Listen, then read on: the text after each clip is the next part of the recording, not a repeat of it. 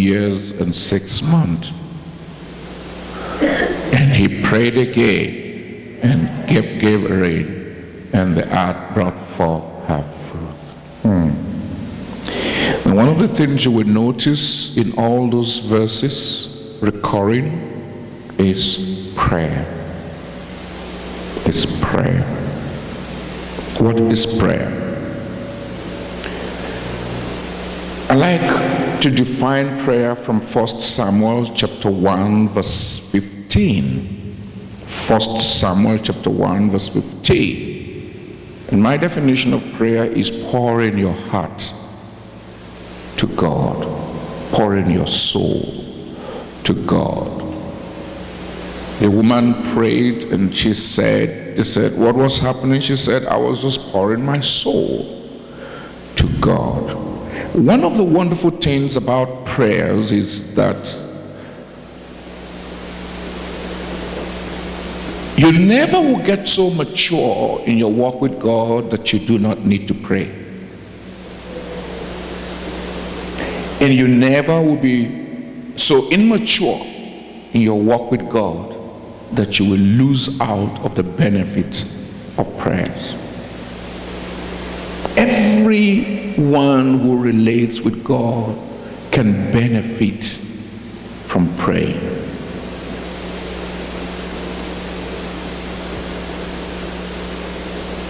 There is school you can attend to learn how to preach. There is a place you can attend to learn how to study the Bible. The only way to learn how to pray is to pray.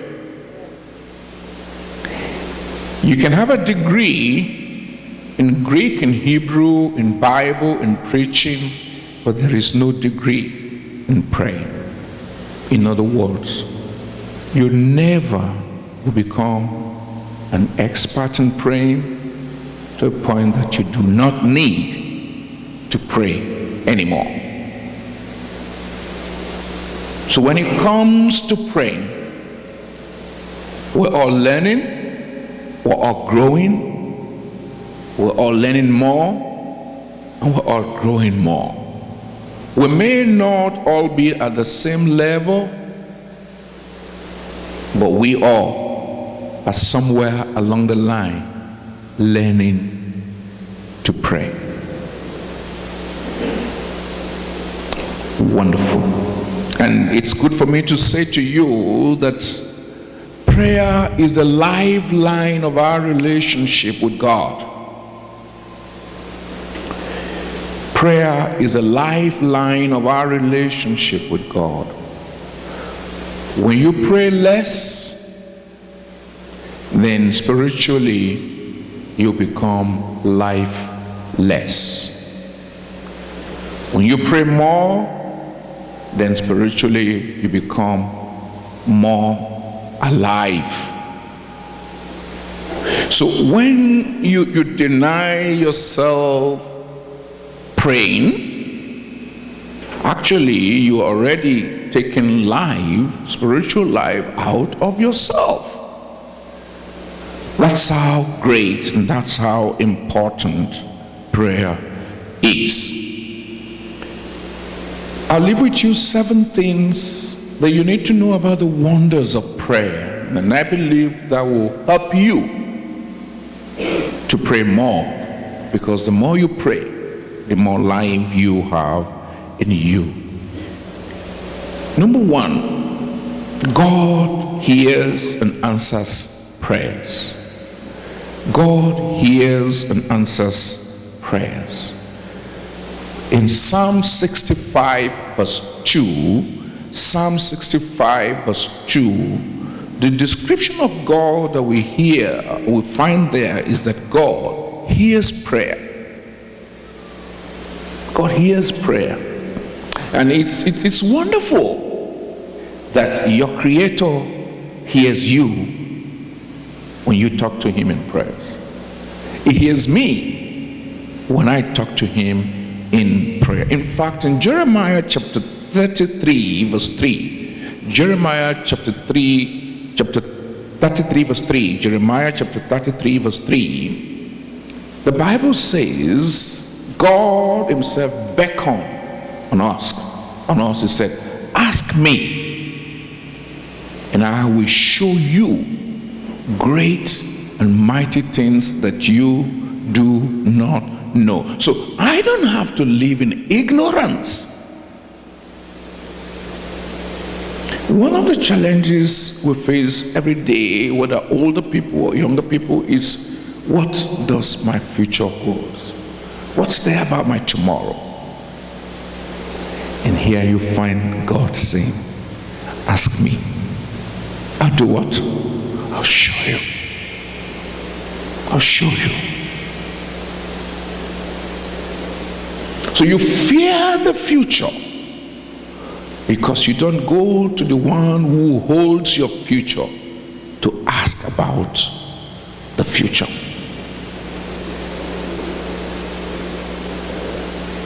But if you go to ask the one who knows the future about the future, there is guarantee that he will tell you about the future.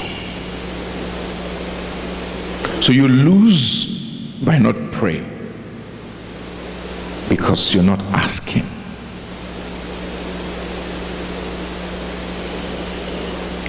It's wonderful that God hears and answers prayers.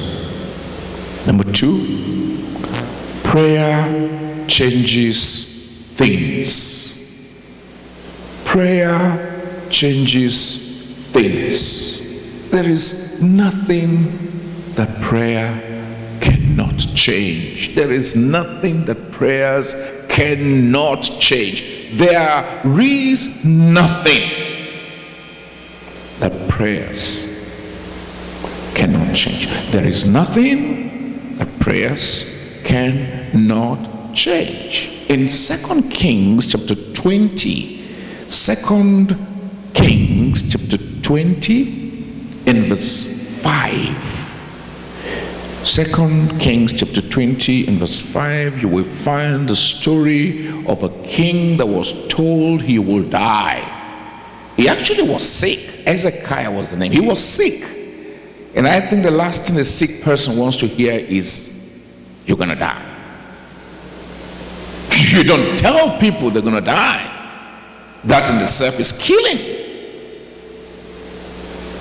So when someone is sick and terminally sick, you find all the doctors and nurses just going around the issue. Nobody want to tell him, hey, put your house in order. They tell relations and say, well, you have to take him home or take her home. Well, we give him 3 months, 6 months. But you know what? This king was told, you're going to die.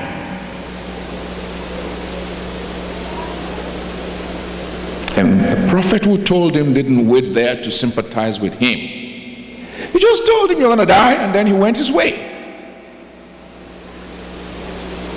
But do you know what the king did? He went to pray. He went to do what? To pray.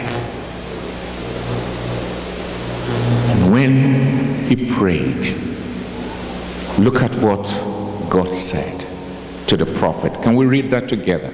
3, go. Turn back and say to Hezekiah, the prince of my people, thus said Jehovah, the God of David thy father, I have heard thy prayer, I have seen thy tears. Behold, I will heal thee, and on the 3rd day thou shalt go up into the house of Jehovah. Prayer changes things. You never can stop the doctors from giving you what they saw. You never can tell anyone to tell you what they feel. You never can stop anyone from saying what they think about you. But if it is not what you want, you can change it. Where do you change it? In the place of prayers. Are we together? You can change it in the place of prayers. Well, we read at the beginning, James chapter 5, he said, is any among you suffering? Let him do what? Pray. Is anyone sick? Go to the elders. They get oil, anoint your head, and pray for you. And we're reminded the prayer of a righteous man works wonders. It changes things. So we don't have changes in our situations, not because those situations couldn't be changed, but because of what? We don't pray. Because we don't pray. When I want things to change, prayers would change them. Number 3. Anyone can pray and God will hear. That's wonderful. Amazing. Please tell your neighbor, when you also pray, God will hear you. Tell someone for me. Look at someone else and say, when you also pray, God will hear you. That's wonderful. So you don't have to be a pastor to pray for God to hear. You don't have to be some kind of big woman of God for God to hear you. Just anyone can pray and God will hear.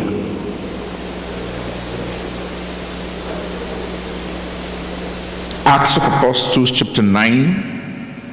Acts chapter 9, verses 10 to 11. Acts chapter 9, verse 10 to 11.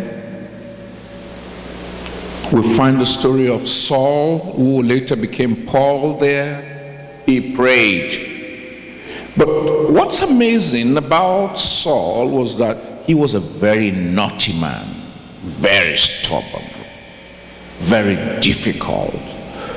Actually, here was a man who got permission to go about killing people who believe in Jesus. And he got the permission, and he killed some. He killed Stephen, and he got permission to go kill other people, and on his way to go and kill more people, he got arrested by God, and he began to pray. And God heard him and sent someone to go meet him, Ananias. And Ananias was saying to God, do you know that man?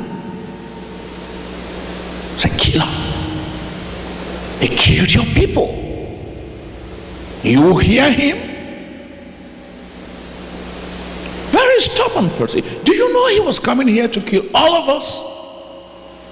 And he's praying? And you want me to go pray for him? And God said to him, that's not your business. I've decided. I'll hear him. You know what? Sometimes we feel unworthy to pray. But do you know that you'll never be so unworthy that God will not hear your prayers? God is not only hearing the prayer of worthy people, He's hearing the prayer of unworthy people. Hezekiah was a king. So the king prayed, God heard. And Paul, the murderer, prayed, and God heard. I'm sure we are all between the two. Between the prince and, if you like, the devil. You are not a devil. You may not be a prince either. But if God will hear the prince and hear the devil, then in between the prince and the devil, you can be sure God will hear you.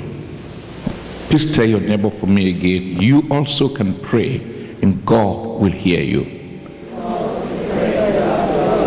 Look at someone else and say, you also can pray.